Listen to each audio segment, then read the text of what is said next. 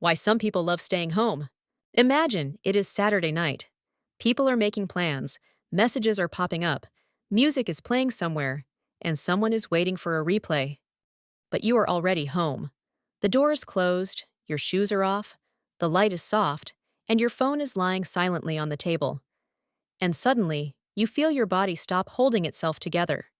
For some people, that sounds boring. For others, it sounds like peace.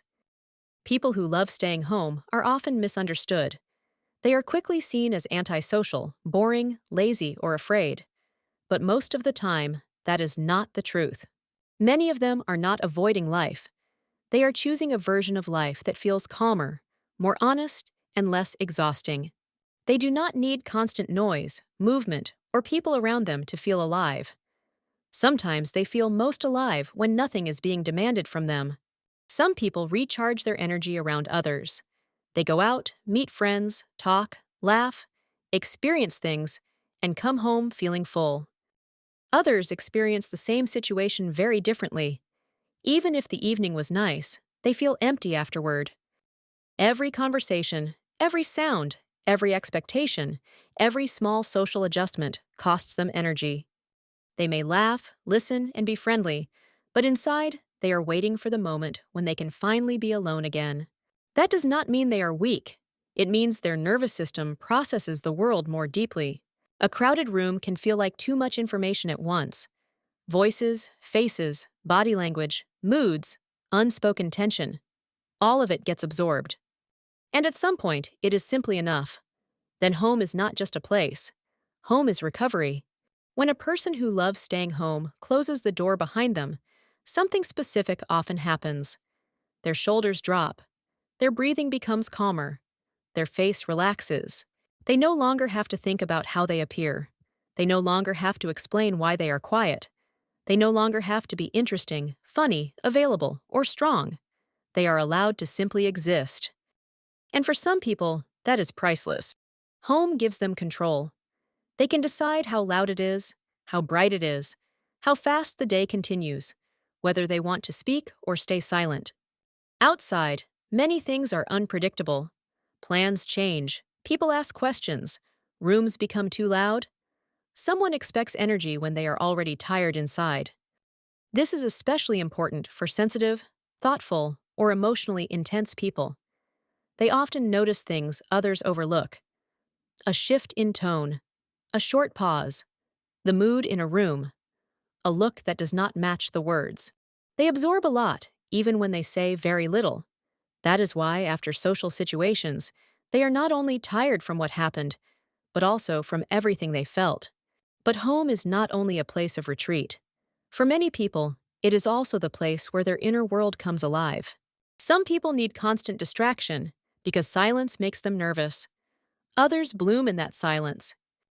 They think, remember, dream, plan, feel, and process.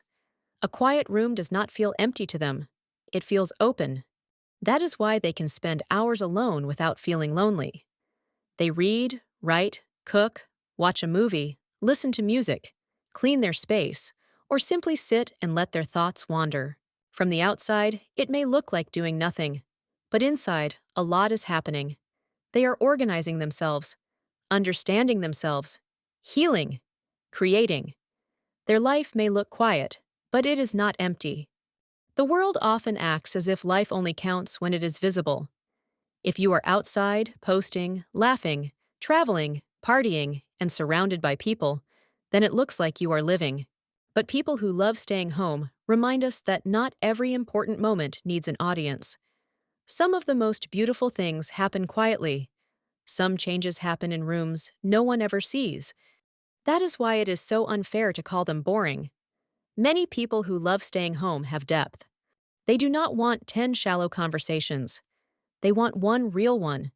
They do not need a room full of people. They need one person who feels safe. They do not want to be everywhere. They want to be somewhere where they do not have to pretend. Loving home does not mean you dislike people. Often, it simply means you are selective with your energy. These people do want connection, but not every kind of connection. They do not want conversations that feel forced. They do not want to laugh just because it is expected. They do not want to stay in places where they feel invisible inside. They would rather be alone in peace than together while playing a role. Still, there is an important question. Staying home can come from peace, but it can also come from fear. And from the outside, both can sometimes look the same. When home means peace, it feels like a choice. You return to yourself. You feel calmer, clearer, more creative, and safer. You can go out when you want to and come back without guilt. Then home is a sanctuary. But when home comes from fear, it feels heavier. Messages overwhelm you. Invitations feel like pressure.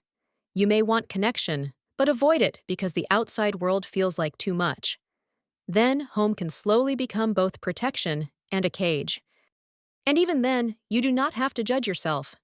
Maybe your nervous system learned to protect you. Maybe you were misunderstood too often. Maybe you trusted people who were not careful with you. Maybe you were strong for too long. Then it makes sense that you need a place where you feel safe.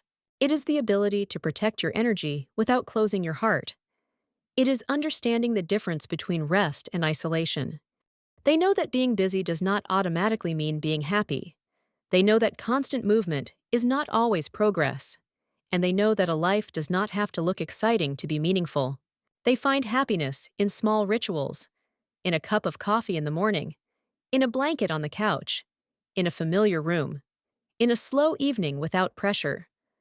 To others, these things may seem ordinary.